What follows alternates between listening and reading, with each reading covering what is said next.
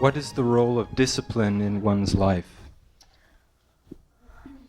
It makes you disciplined.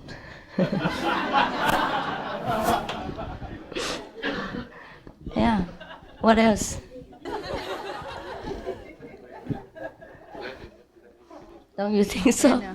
Yeah, thanks. For many years, 8 years, I meditated 2 to 3 hours per day, even more sometimes. I fasted, etc. Then I became very sick and couldn't meditate, and I was scared that I couldn't sit up to meditate. So I tried to chant and think about God and read scripture. Now it has been 8 years, and I am better, but not very strong, and still much physical pain.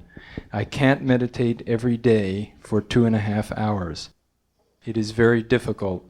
What do you suggest, please? Why must you sit in order to meditate? You can lie down and meditate. Stand and meditate. Stand on one leg if you want. Meditate in your mind, not in your body. Concentrate on the kingdom of God. Yeah? When you chant, you also meditate, but it's a noisy meditation. So make it a quiet one. Just lie down and meditate the way you did. Okay? Meditation doesn't come with the lotus posture. It comes with the concentration of your attention. Yeah? Try it. It's the same. You can be in samadhi lying or sitting or standing. How does one recognize his or her master? Can an individual have more than one living master to follow? I think one is enough. One is enough. If you learn with one master, you already have a lot to learn. How would you learn with 2 or 3? You couldn't even catch up. Never mind learning with 2. Originally, there is one master on earth. I mean, you have different degrees of masters, but you must know and pray for the highest, the best, that you get liberated in one lifetime. Otherwise, it takes a long time. Yeah, you can make it in 2-3 lives or 2,000-3,000 years. So, pray for the best and get only the best. That would be the best. And if you're sincere in your prayer, and God will send you the best. Yeah? Ask for the best. That I only want to know God in this lifetime. So please send me someone who makes me know God, who can help me to know God. And He will send the best. Otherwise, He will send you someone who can take you to some heavens or can give you some magical powers or kind of fancy stuff. But if you pray to know God and God alone, in one lifetime He will send the best, the fastest, the most powerful. Okay? Is meditation the fastest way to enlightenment? Yes, but it depends on what kind of meditation. Yeah? Our meditation, yes, instant. Instantly, you will know something about God. It's like in the Bible it is said, in the beginning was the Word, vibration, and the Word was God, the Word was with God. If you practice with our method, you will hear that word, which is God, and you know God. But at first, probably you will not be very sure, and after some repeated meditation on the Word, on God, you will know for sure that is God. And you will know that you and God are one. The next question was, what is the Kuan Yin method? That is the one that helps you to recognize instantly the Word of God, or the Word which is God. Okay? Yes. By the way, that method will be taught in an initiation that will follow the question and answer period right here. Do they want initiation? Nobody Well, we so? don't know yet. Yeah? And Yeah? Okay. those that would like it, there's a registration desk outside. Okay. Later. Satan seems to be personalized evil, but is there an actualized evil being or demons that roam this world, or are they within us?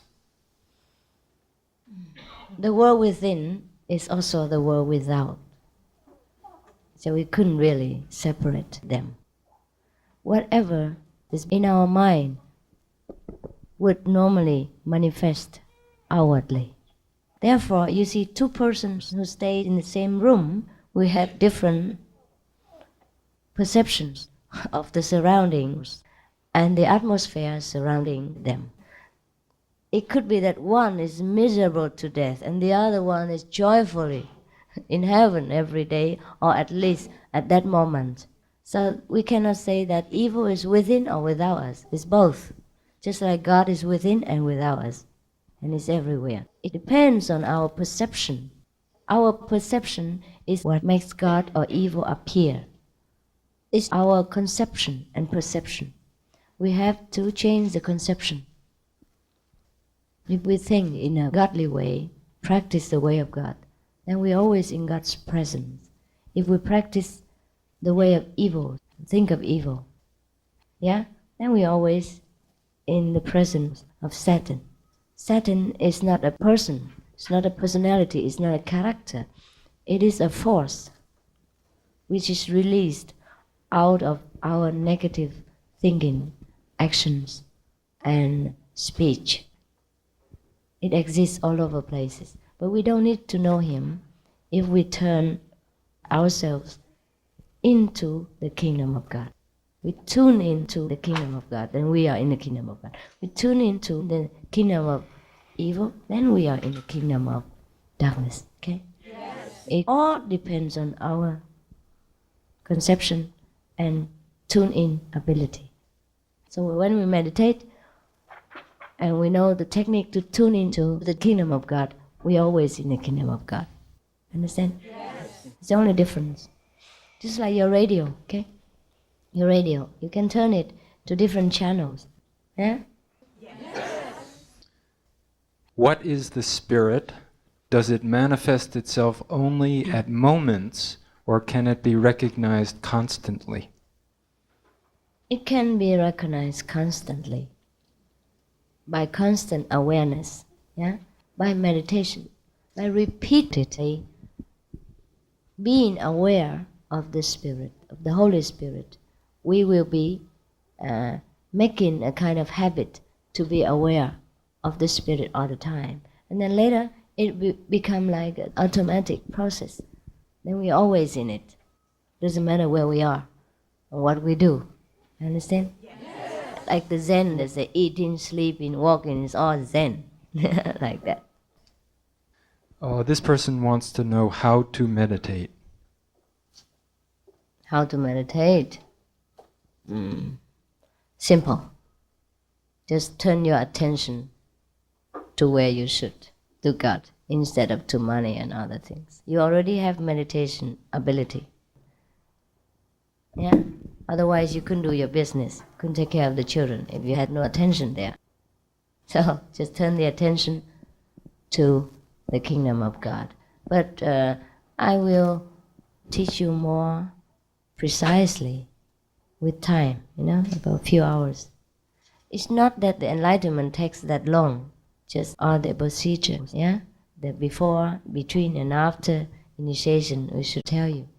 And the way from here to heaven, going through which explains on what kind of levels of consciousness, we must tell you. Therefore it takes a longer time. Otherwise you just close your eyes and get enlightened instantly. Could you speak on vegetarian eating and how that can contribute towards world peace? Yes, I have spoken in some detail already, but I'll say more if you wish. You see, most of the wars which happen in this world are due to economic reasons. Let's face it. And economic reasons came more urgently through hunger and through lack of food in different countries, through lack of equal distribution of food. Now, if you care to read magazines and research about the vegan diet, you would know very well that to raise cow people and other animal people for meat causes our economic bankruptcy in all aspects, causes hunger of the world, at least in the third world. And it's not me who says this, it's you, the American citizens, who made this kind of research and wrote these books. You can go in any bookshop, read vegan research, read about food process research. You can read diet from New America, from John Robbins. Yeah, he's the very famous ice cream hero, ice cream millionaire. Yeah, and he gave it all up in order to be a vegan and write a vegan book against his family's tradition and business. It could mean lots of money, prestige, and business to him. But he did it for the sake of truth, yeah? That book is very good. But there are many other books and magazines which give you a lot of information and facts about the vegan diet that could contribute to world peace. You see, we bankrupt our earth's materials for food by feeding cow people. You know how much protein, medicine, water supplies, manpower, cars, trucks made, roads, and how many hundreds of thousands of acres of land have been wasted before a cow person is good enough for one meal. Understand? Yes. And all these things could be distributed equally to all kinds of underdeveloped countries. Then we save the hunger problem. And if a country is in need of food, he probably will invade another country just to save his own people. But in the long run, it creates bad cause and retribution. You understand? As you sow, so shall you reap. If we kill someone for food, we get killed for food later in some other form, in the next time, next generation.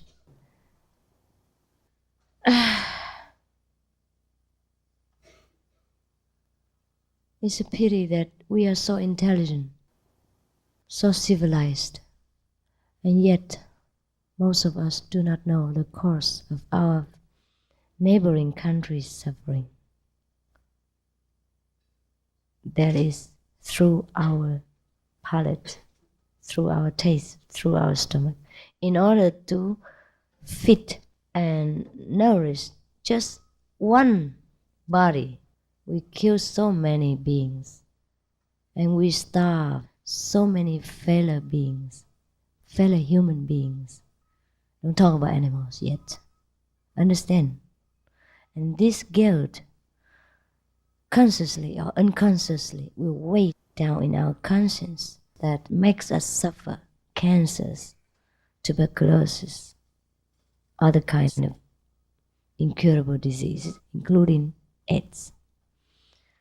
Ask yourselves why our country, the Americans, suffer the most, the highest rate of cancers in the world. Because we eat a lot of cow people meat. We eat more meat than any other countries. And ask yourself why the Chinese or the communist countries don't have that higher rate of cancers. You understand? Yes. That's what the researchers say, not I say, okay, so don't blame me. Is fish all right to eat? If you want to eat vegan, a fish is not a vegetable.